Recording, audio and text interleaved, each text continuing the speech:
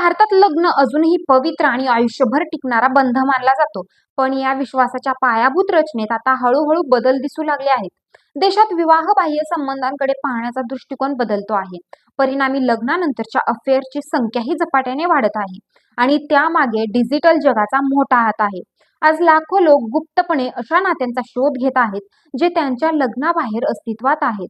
Gliddon सारख्या extra material dating प्लॅटफॉर्मवर भारतात 40 लाखांहून अधिक युजर्स असणं ही केवळ संख्या नाही, तर बदलत्या नातेसंबंधाची कहाणी आहे. विशेष म्हणजे महिलांचाही सहभाग झपाट्याने वाढतोय. मग नेमकं काय बदलतंय आपल्या समाजात आणि का वाढत आहेत विवाहबाह्य संबंध? चला या नव्या वास्तवाचा सखोल आढावा घेऊया. नमस्कार मंडळी, फिलिंग्स मनातल्या चॅनलवर आपले स्वागत आहे. मंडळी, भारतात लग्न ही केवळ एक सामाजिक परंपरा नसून एक पवित्र, आयुष्यभर टिकणारा बंध मानला जातो. 7 जन्मांची साथ ही कल्पना अजूनही अनेक लोकांच्या मनावर रुजलेली आहे. पण या पारंपरिक विचारसरणीच्या पार्श्वभूमीवर शांतपणे आणि नकळत एक डिजिटल बदल घडत आहे. मोबाईलच्या स्क्रीनमधून, खाजगी चॅट्समधून आणि काही निवडक वेळांमध्ये उलगडणाऱ्या संवादांमधून आधुनिक नात्यांचा एक पैलू समोर येत आहे. ग्लिडन या विवाहबाह्य डेटिंग ॲपवर भारतात आता 40 लाखाहून अधिक लोक जोडले गेलेले आहेत. या ॲपच्या भारतीय युजर्सच्या वापराबद्दलची आकडेवारी जाणून घेण्यासाठी हे ॲप नेमके काम कसे करते हे जाणून घेऊ.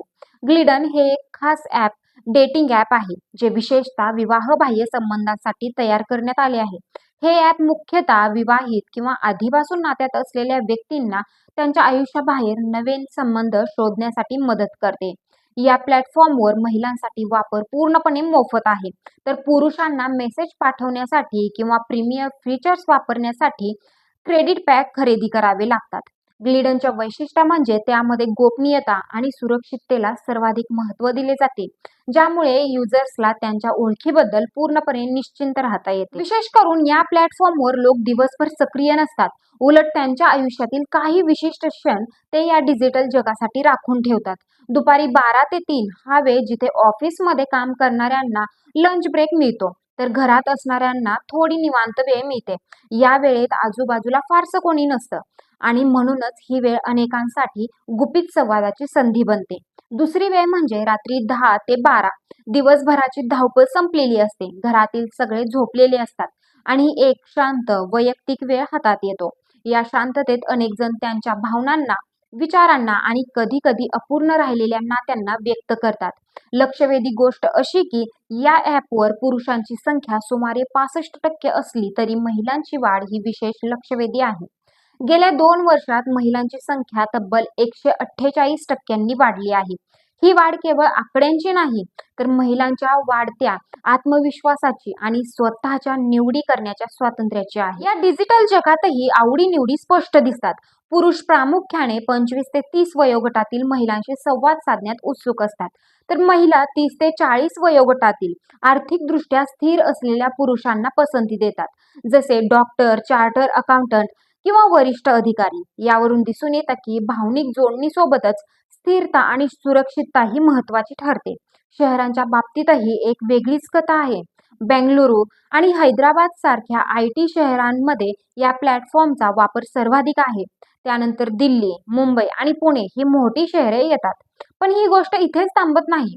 लखनौ, चंदीगड, सुरत, कोइंबतूर, भुवनेश्वर, पटना, गुवाहाटी आणि रायपूर सारख्या टियर 2 शहरांमध्येही ॲपचा वापर वाढताना दिसतो. याचा अर्थ स्पष्ट आहे.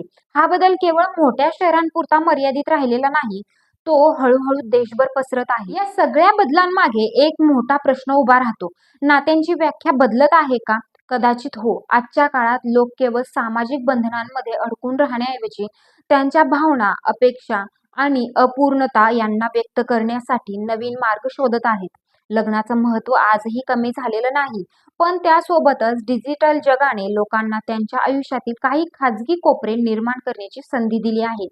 तुमचं या डेटिंग ॲपबद्दल आणि त्यावरील वाढत्या भारतीय युजर्सच्या संख्येबद्दल काय मत आहे? कमेंट करून आम्हाला नक्की कळवा आणि चॅनलला सबस्क्राईब करायला विसरू नका. धन्यवाद.